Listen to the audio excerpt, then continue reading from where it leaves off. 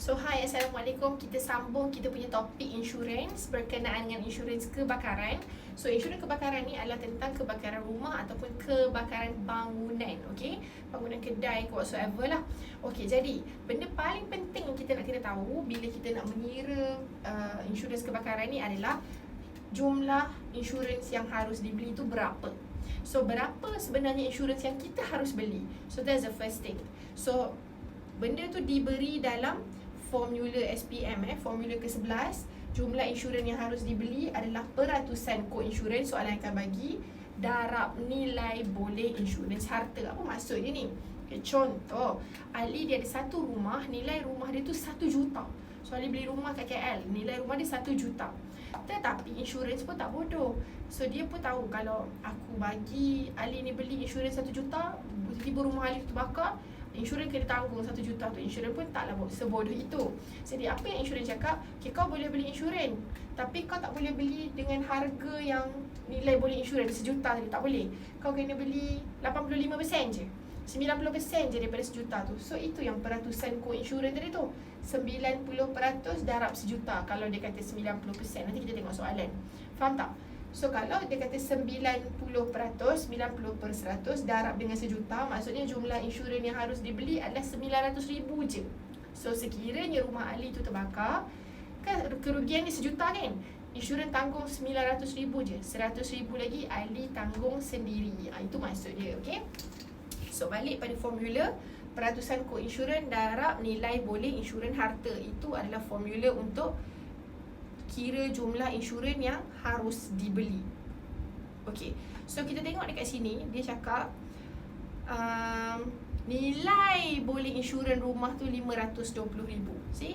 Nilai boleh insurans rumah tu, okey, 520,000 darab dengan peratusan kod insurans dia 90%. So kita dah tahu dah jawapan kita apa. So jawapan nombor 1, 520,000 darab dengan 90%. So dapatlah jawapan dia berapa. Sekejap nak kira 90%. So kita ataupun kita lah, Encik Han ni harus beli 468,000. Tapi isu dia sekarang, Encik Han ni degil ke tak degil? Dia nak beli tak banyak ni. Sebab ada setengah orang dia fikir, buat apa nak beli insurans kebakaran? Bukannya rumah aku terbakar pun. Bukannya rumah aku alah tak terbakar lah rumah aku, so tak payahlah beli mahal. Buat apa tak payah beli 100,000 dah lah. Contoh. So dekat sebab tu lah terbitnya 3 rumus, 3 formula. Iaitu formula pertama, beli ikut syarat. Beli ikut syarat ni maksudnya soalan tadi kan kita kira jumlah yang harus dibeli 468,000. Encik Han pun beli 468,000. Dia follow syarat tadi. Dia beli ikut syarat. So formula dia sekiranya rumah dia terbakar, formula dia adalah kerugian tolak deductible. So katalah rumah Encik Han terbakar di bahagian dapur, kerugian dia 50,000. So 50,000 tolak deductible. Deductible akan diberitahu di soalan. Okay? Soalan apa, formula kedua, jika Cik Han ni beli tidak ikut syarat. Tadi soalan kata jumlah yang harus dibeli 468,000, tapi Cik Han ni degil. Kami selalu panggil ni degil. Kenapa dia degil? Dia kata tak terbakar lah rumah, tak adalah, dia beli 200,000 je. So nampak tak, dia beli kurang daripada yang sepatutnya dia beli. Yang tu kita sebut sebagai tidak ikut syarat. So formula dia adalah berapa yang dia beli. Tadi kan cikgu cakap dia degil, dia beli 200,000 je. So 200,000 per dengan insurans yang harus dibeli tadi yang kita kira awal-awal tadi, 468,000 darab dengan kerugian. Kerugian ni kata tadi dapur dia terbakar 50,000. So darab 50,000, kira yang ni dulu. Tekan kalkulator yang ni dulu, baru tolak deductible. Okey? Dan rumus ketiga, sekiranya rumah dia terbakar, total loss. Maksudnya kemusnahan 100%. Habis hangus terbakar, tinggal debu je. Formula dia adalah insurans yang dibeli. Katalah tadi Encik Han beli 200,000. So 200,000 tolak deductible. Okay, so jom kita tengok soalan. Okay, so kita dah tahu dah soalan A. Soalan 1, rumah Encik Han mengalami kebakaran dan jumlah kerugian dia 150,000. Yang ni dia dah bagi tahu dah, dia punya rugi. Hitung bayaran pampasan jika dia menginsurankan rumahnya pada jumlah insurans yang harus dibelinya. Maksudnya dia insurankan rumah ni sama dengan yang atas. So yang atas tadi berapa? 468 kan? So dia pun ikut syarat. Dia pun insuranskan pada nilai ni. So formula pertama. Formula pertama apa?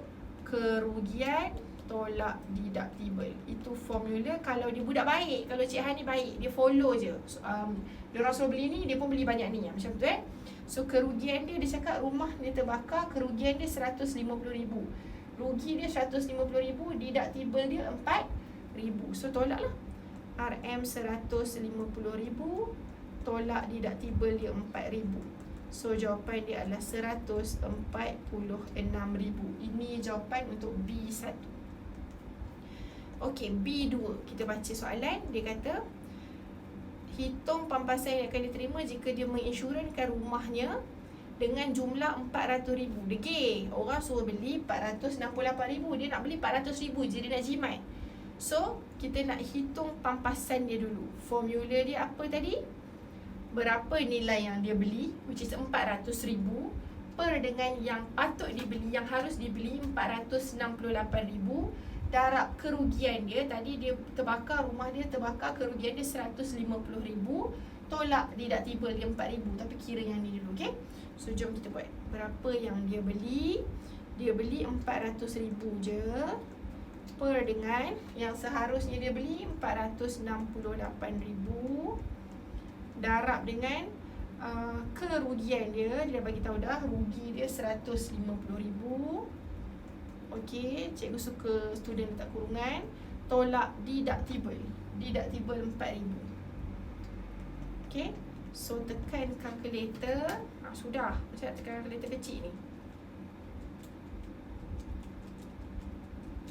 400,000 bagi 468,000 kali 150,000 tolak 4,000. So jawapan dia adalah RM124,205.12 sen. Ini yang Encik Han akan terima. Bayangkan rumah dia terbakar, kerugian dia 150,000, tapi insurans bayarkan 124,000 je sebab dia degil. Okey, hitung nilai penalti co-insurance. So apa formula penalti co-insurance? Formula penalti co-insurance korang boleh jot down, cikgu tak tulis. Formula dia adalah formulanya macam ni, tapi tak ada deductible kat belakang. Kita tambah rugi kat depan. Kerugian tolak benda ni. Kerugian tolak nilai yang dibeli per dengan nilai yang harus dibeli darab kerugian. Tu formula co-insurance. So formula dia cikgu buat. Kerugian, rugi tolak insurans yang dibeli per dengan insurans yang patut dibeli, yang mula-mula kita kira, darab kerugian. Maksudnya kerugian ni dengan kerugian ni samalah amountnya. Okay, so let's go. Jom kita tengok apa cara nak buat. Kerugian ni tadi kita tahu, soalan bagi tahu kerugian dia 150,000. So 150,000 tolak dengan insurans yang dibeli. Yang dibeli tadi dia bagi tahu dia beli 400,000. So insurans yang dibeli 400,000. Oh, tengok formula atas pun boleh. Per dengan yang patut dibeli, yang sepatutnya dibeli 468,000. Okey. So darab dengan kerugian. Kerugian ni adalah sama dengan kerugian ni. So ni 150,000 lah. Darab 150,000.